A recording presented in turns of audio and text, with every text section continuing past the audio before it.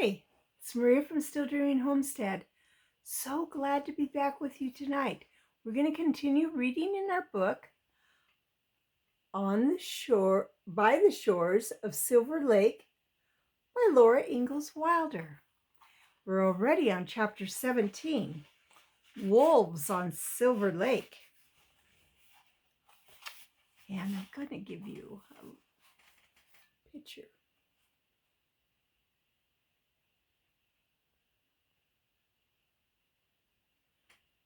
That looks a little concerning. Let's see what happens.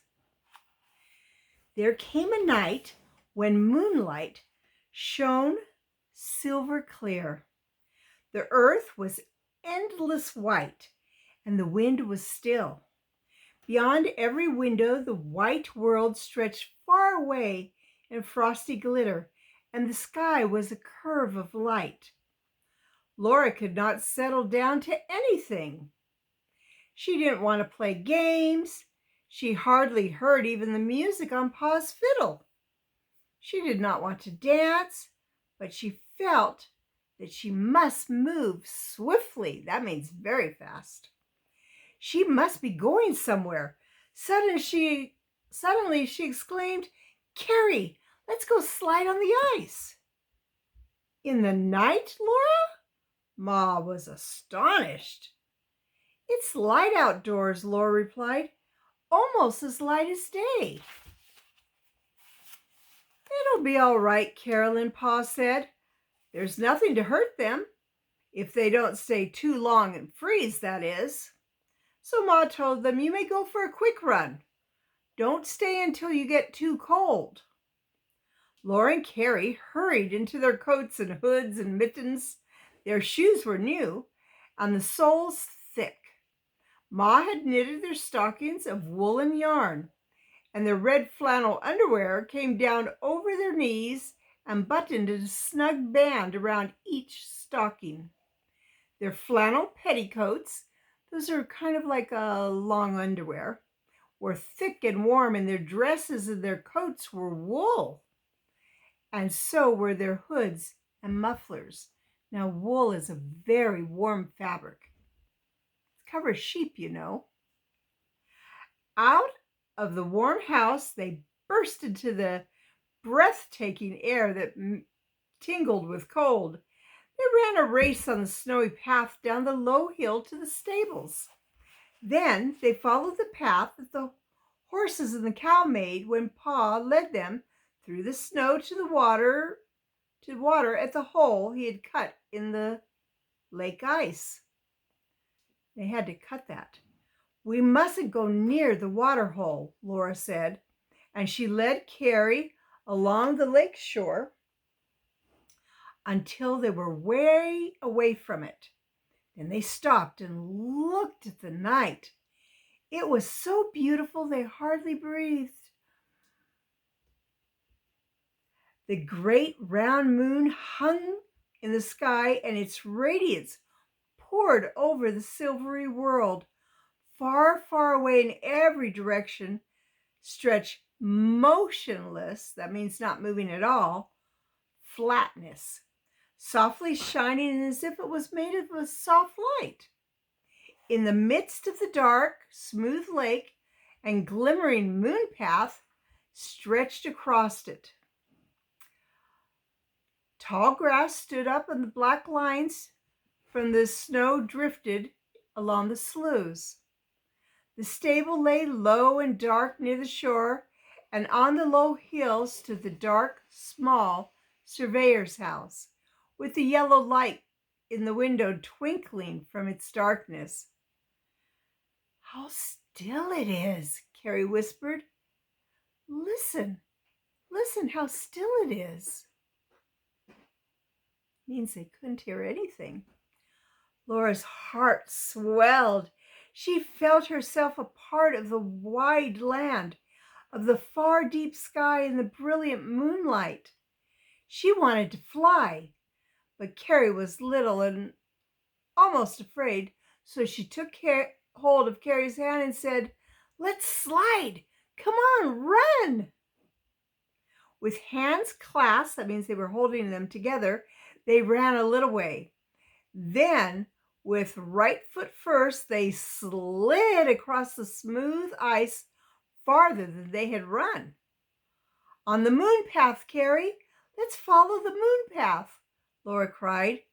And so they ran and slid and ran and slid again on the glittering moon path in the light from the silver moon. Farther and farther from shore they went, straight towards the high bank on the other side. They swooped and almost seemed to fly. If Carrie lost her balance, Laura held her up. If Laura was unsteady, Carrie's hand steadied her. Close to the farther shore, almost in the shadow of the high bank, they stopped. Something made Laura look up on top of the bank. And there, dark against the moonlight, stood a great wolf. He was looking toward her. The wind stirred his fur, and the moonlight seemed to run in it and out of it. Let's go back, Laura said quickly as she turned, taking Carrie with her. I can go faster than you. She ran and slid and ran again as fast as she could, but Carrie kept up. I saw it too, Carrie panted. Was it a wolf? Don't talk, Laura answered. Hurry! Laura could hear their feet running and sliding on the ice. She listened for a sound behind them, but there was none. Then they ran and slid without a word until they came to the path by the waterhole. As they ran up the path, Laura looked back, but she could see nothing on the lake, nor on the bank beyond. Laura and Carrie did not stop running. They ran up the hill to the house, opened the back door, and ran into the lean-to. They ran across that, burst through the door into the front room, and slammed it shut behind them. Then leaned against it, panting. Pa sprang to his feet. What is it? He asked. What has frightened you? Was it a wolf, Laura? Carrie gasped. It was a wolf, Pa, Laura gulped, catching her breath. A great big wolf. I was afraid Carrie couldn't run fast enough, but she did. I should say she did, Pa exclaimed. Where is that wolf? I don't know. It's gone, Laura told him. Ma helped them take off their wraps. Sit down and rest. You're all out of breath, she said. Where was the wolf? Pa wanted to know. Up on the bank, Carrie said, and Laura added, the high bank across the lake.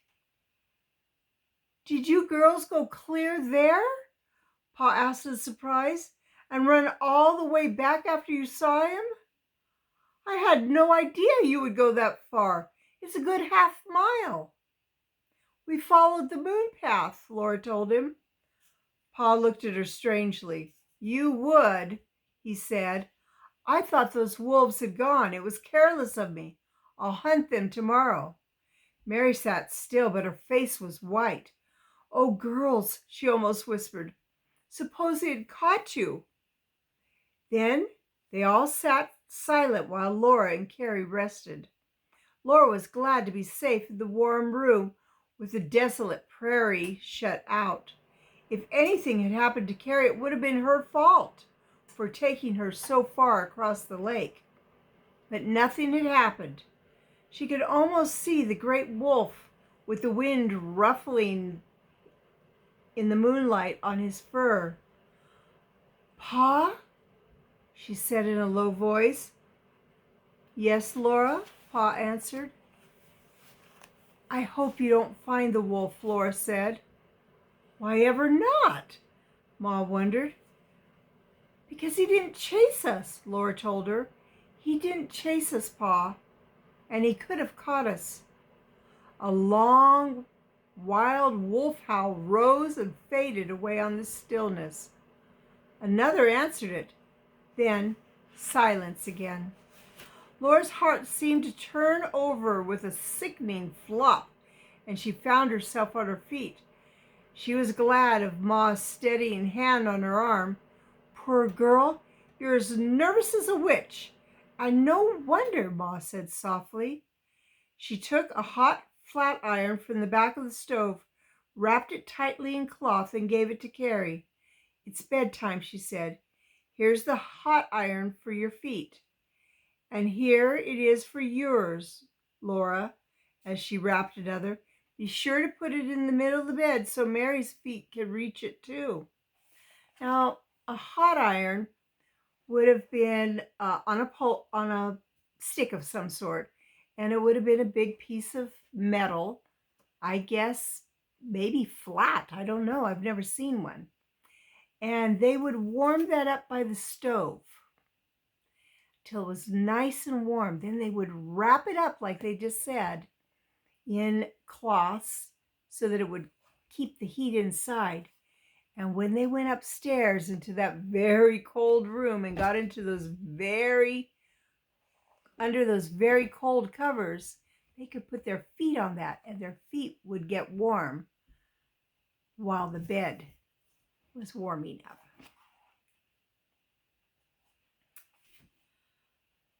As Laura shut the stair door behind them, Pa was talking earnestly with Ma, but Laura could not hear what he was saying because her ears were ringing. Well, that was quite an adventure. They had went a long way in the moonlight. And wolves. I'm glad it didn't follow her. I'm glad God kept her safe. God keeps us safe so many times. We don't even know what kind of problems could come on us. Sometimes we will know because, maybe like be in a car and suddenly another car would pull out. You have to slam on your brakes, or your parents do. And you go, "Oh, that was close." That's what happened to the girls. Whew, that was close. Well, it's Maria from Still Dreaming Homestead. I want to pray blessings on you and yours, in your house and out of your house, in the day and in the night. And whatever you do, keep dreaming. Good night and God bless you.